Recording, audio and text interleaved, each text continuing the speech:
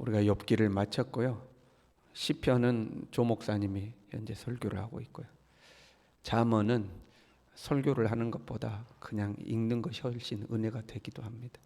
그래서 잠언은 건너뛰고요. 전도서로 왔습니다. 전도서는 솔로몬이 쓴 책이라고 알려져 있습니다. 1절에 다윗의 아들 예루살렘 왕 전도자의 말씀이라. 솔로몬이라고 직접 쓰지 않고 전도자 이렇게 표현했는데, 다윗의 아들로서 왕이 된 사람은 솔로몬이기 때문에 솔로몬이라고 다들 이해하고 있습니다. 이 전도서 전체의 내용은 삶의 모든 것을 다 누려본 솔로몬이죠. 하고 싶은 것은 다 해본 솔로몬입니다. 그렇게 살아보니까 인생이 허무하더라 하는 거죠. 그런데 그 인생의 허무함이라는 것은 하나님이 없는 인생이 허무하다, 이제 이런 의미죠. 하나님이 없는 인생은 허망한 것이다. 하나님을 경외하며 사는 것이 사람의 본분이요 삶을 살아가는 참 행복이더라 하고 이제 기록한 것이 이 전도서입니다. 전도서는 시작부터 이렇게 시작하죠. 2절에요. 헛되고 헛되며 헛되고 헛되니 모든 것이 헛되도다. 헛되고 헛되며 헛되고 헛되니 모든 것이 헛되도다, 이렇게 되어 있습니다. 우리 성경에는 그냥 이렇게 번역을 했는데, 앞에 헛되고는 단수고요, 헛되면 뒤에 거는 이제 복수입니다. 그러면 이거 어떻게 되냐면 헛된 것 중에 헛되며, 그런 말입니다. 최고로 헛되다, 그런 표현이에요. 왕 중에 왕 그러면 최고의 왕이다, 그런 표현이잖아요. 헛된 것 중에 헛되며 헛된 것 중에 헛되니 모든 것이 헛되도다, 그런 표현입니다. 완전히 헛되다, 이제 이런 표현이죠. 이 헛되다라는 단어는 그 언어의 의미가 증기, 호흡, 그런 말입니다. 우리가 겨울에 입김 훅 부으면 이제 하얗게 이렇게 확 나오잖아요. 근데 금방 사라져 버리잖아요. 그걸 이야기하고 있습니다. 눈에 보이는 것 같은데 금방 사라져 버리고 잡을 수도 없고 헛되다 하는 거죠. 우리의 인생이라는 것이, 사람의 삶이라는 것이 그냥 입에서 나오는, 겨울철 나오는 입김처럼 금방 보이는 듯 하다가 사라져 버리는, 그렇게 헛된 것이더라 하는 이제 표현입니다. 무엇이 그렇게 헛되다고 기록하고 있는가? 전도서 전체의 내용이 다 헛되다 하는 내용이거든요. 근데 우리가 오늘 읽은 본문의 말씀을 살펴보면 3절에 이렇게 되어 있습니다. 해 아래에서 수고하는 모든 수고가 사람에게 무엇이 유익한가? 사람의 수고가 헛되다라 하는 겁니다. 해 아래에서 하는 사람의 모든 수고가 유익함이 없다, 헛되다 하는 거죠. 아침부터 일어나서 저녁 늦게까지 수고하며 살잖아요. 물론 이 수고를 통해서 내가 살고 나의 가족이 살고 나의 자녀가 살고, 그렇죠? 이웃과 나누며 살아갈 수 있는 것들을 우리는 얻게 됩니다. 수고하며 사는 데는 분명 보람이 있습니다. 거기에는 행복도 있고요, 성취감도 있잖아요. 그렇잖아요. 우리가 열심히 노력해서 무언가를 성취하면 거기에 보람이 있죠. 경제적 수입이 생기면 그것으로 가족이 기쁨을 누릴 수가 있죠. 수고가 절대 헛된 것이 아니죠. 수고는 우리에게 많은 것들을 가져다 줍니다. 그런데도 왜 헛되다고 하는가? 4절에 이렇게 되어 있어요. 한 세대는 가고 한 세대는 오되 땅은 영원히 있도다. 왜 사람의 수고가 헛되냐? 인생이라는 것이 너무 짧더라 하는 겁니다. 아침부터 저녁까지 부지런히 수고하고 살아요. 그래서 이제 좀 살만하다 그러면 그 인생 끝나더라, 이 말이죠. 그 인생이 끝나더라. 그렇게 고생하다가 이제 좀 살만하다 그러면 어느덧 죽음이 찾아오는 거죠. 어느덧 죽음이 찾아오는 거죠. 이제는 내가 좀 여유 있게 좀 누리면서 살아볼 수 있을 것 같다 하면 인생이 그걸로 끝나는 겁니다. 땅은 영원한데, 이 땅은 영원히 변함없이 존재하고 있는데 사람의 인생이란 정말 순간이더라 하는 거죠. 순간이더라. 제가 저뿐만 아니라 모든 사람이 그러겠죠. 젊었을 때는 잘 못 느껴요. 근데 나이가 먹을수록 정말 시간이 아쉽죠. 세월이 아쉽고 시간도 아깝고 정말 이 살아온 날들이 아쉽고 아깝고 앞으로 남은 시간이 너무 소중하고 이제 이렇게 되는 거 아닙니까? 예, 우리 인생이 너무 짧기 때문에 그렇죠. 다시 살면 더 잘할 수 있을 것 같지 않습니까? 예전에 우리 한 장로님께 제가 다시 살면 어떻겠습니까 물어봤더니 한 장로님 다시 살고 싶지 않대요. 그 지금까지 살면서 고생했던 것을 다시 할 생각을 하니까 아유 다시 고생하고 싶지 않다고 이제 그 말씀하셨었거든요. 근데 이제 우리가 고생하는 걸 떠나서 내가 사람으로서, 아들로서 또는 부모로서, 친구로서 사람들과의 관계 속에서 다시 살면 더 잘할 수 있을 것 같지 않습니까, 여러분? 그런데 그런 기회가 없이 그냥 쑥 인생은 지나가 버린다 이 말입니다. 내가 수고하고 애쓴 걸 가지고 좀 더 다른 사람에게 더 잘할 수 있을 것 같은데 쑥 지나가 버리는 거죠. 인생이 너무 짧더라 하는 거죠. 5절에요. 해는 뜨고 해는 지되 그 떴던 곳으로 빨리 돌아가고 바람은 남으로 불다가 북으로 돌아가며 이리 돌며 저리 돌아 바람은 그 불던 곳으로 돌아가고. 뭐냐면 이 자연 만물이 끊임없이 돌고 돌더라는 겁니다. 이리 돌고 저리 돌고 또 돌고, 아침에 해 떠서 이따가 저녁에 해 지면 그 다음날 또 떠서 또 이따가 또 지고, 바람은 여기서 불고 저기서 불고 계속해서 끝없이 이제 도는 거죠. 물은 여기서 흘러서 바다로 가서 다시 하늘로 증발해서 땅으로 내려서 또 강으로 흘러서 바다로, 끊임없이 변함없이 쉼없이 돈다 이 말입니다. 그런데 모든 강물은 다 바다로 흐르되 바다를 채우지 못하며, 그렇게 돌고 도는데 만족이 없는 겁니다. 뭔가 내가 이만큼 돌았으면 아침에서 떠서 해지고 아침 뜨고 지고 이걸 한 이 수십 년 했으면 이제 뭔가 좀 이 성취되는 게 있어야 되는데, 만족되는 게 있어야 되는데 끝이 없는 겁니다. 끝이 없이 돌고 하는 거죠. 그래서 이렇게 이야기해요. 만물에 피곤하다는 것을 사람이 말로 다 할 수 없다. 피곤하다 이 말이에요. 계속 돈이 피곤한 삶인데 사람의 인생도 그렇더라 하는 거죠.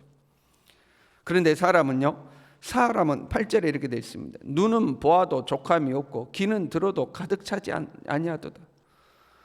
해가 떠서 뜨고 내리고 바람이 불고 강물은 흐르고 돌고 돌아도 만족함이 없는 것처럼 사람은요, 보아도 족함이 없고 들어도 가득 차지 않고 사람도 아무리 수고해도 만족함이 없더라 하는 거예요. 그 짧은 인생길에 아침에 일어나서 저녁까지 일하고 또 자고, 일어나서 아침에 일어나서 일하고 저녁에 자고, 아침에 일어나서 일하고 저녁에 자고, 이걸 끊임없이 반복하는데 절대 이 사람의 마음은 만족함으로 채워지지가 않더라는 거죠. 이 정도 벌면 됐지. 여러분 그럴 때 있잖아요. 이 정도 벌면 됐지. 그거 얼마 못 갑니다. 큰 집 샀어요. 와, 집 좋다. 이제 이 큰 집 샀으면 됐지. 그 만족 얼마 못 가더라 이 말입니다. 남들 다 가졌던 나도 좋은 차 샀다. 와, 좋은 차 샀다. 근데 그 만족이 얼마 못 가더라 이 말이에요. 하나 얻으면 그 당시에는 잠깐 만족했다가도 조금 시간 지나고 나면 또 더 좋은 게 눈에 들어오고, 눈은 보아도 족함이 없는 거. 또 좋은 거 들어오고 또 좋은 거 들어오고, 그래서 또 수고하고 그거 얻어보겠다고 또 수고하고, 그래서 얻으면 와 됐다 그러는데 얼마 안 가서 또 좋은 거 들어오면 또 그거 향해서 또 수고하고 인생이라는 것이 끊임없이 그렇게 돌더라 이 말이에요. 만족함이 없이 끊임없이 돌고 돌더라. 그 인생이 피곤할 뿐이더라 하는 거죠. 9절에는요, 이미 있던 것이 후에 다시 있겠고 이미 한 일을 후에 다시 할지라 해 아래 새 것이 없나니. 해 아래 새 것이 없다. 조금 의아하죠. 오늘 과학 문명을 살고 있는 우리로서는 매번 경험하지 못한 새로운 것들을 경험하죠. 그렇잖아요. 20년 전에 없던 것이 현재 있죠. 그래서 우리는 새로운 것들을 경험하는데 왜 새 것이 없다고 하는가? 아무리 문명이 발달하고 사회가 발달해도 사람은 똑같다라는 겁니다. 사람이라는 존재는 옛날이나 지금이나 똑같다는 겁니다.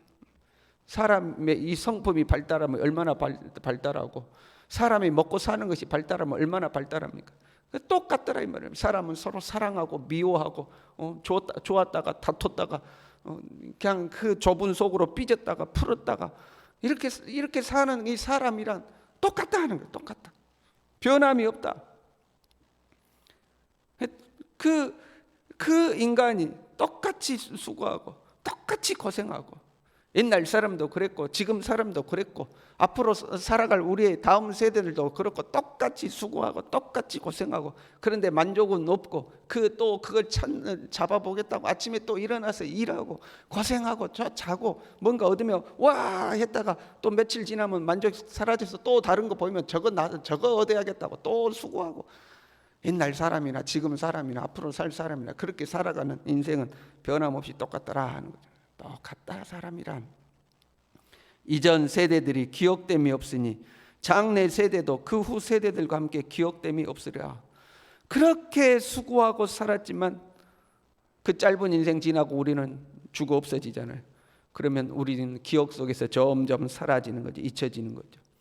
그럼 우리가 죽으면 우리를 몇 세대나 기억할 것 같습니까? 우리의 부모님이 돌아가시면 우리는 그 부모님을 기억은 하겠죠. 그러나 날마다 기억하는 건 아니죠. 간혹 가다가 부모님 살아계실 때 이랬었지 하고 간혹 기억하죠. 그러면 한 세대만 밑으로 내려가면 우리의 아들 딸들이 할아버지 할머니 얼마나 기억하겠어요? 우리 아들 딸들이 할아버지 할머니 얼마나 기억할까요? 아마 살아생전에 그렇게 할아버지 할머니에게 사랑받았던 손자 손녀들은 그래도 기억을 하겠죠. 그런데 나이 들고요, 자기들 가정 이루고요, 자기들도 아들 딸 낳아가지고 키우면요, 자기들 아들 딸 먼저 생각하고 그러지 그 옛날 할아버지 할머니 생각도 안 납니다. 그런데 요즘처럼 할아버지 할머니하고 좀 떨어져 사는 손자 손녀들은요, 아이고 돌아가시기 전부터 기억도 안 합니다. 할아버지 할머니. 우리는 그렇게 수고해요. 무엇 때문에 수고해요? 내 가족, 내 자녀 어떻게든 잘 키워보겠다고, 내 가족 잘 부양해 보겠다고 아침 일어나서 저녁에 자기까지 수고하고 다음날 눈 뜨면 또 일 들어가고 또 일 들어가고 또 일 들어가고 그렇게 내 가족과 자녀들을 위해서 헌신하고 희생하고 살았는데 그 헌신과 희생 기억이 안 된다 이 말입니다. 금방 잊혀져 버린다 이 말입니다. 여러분 너무 기대해서는 안 돼요.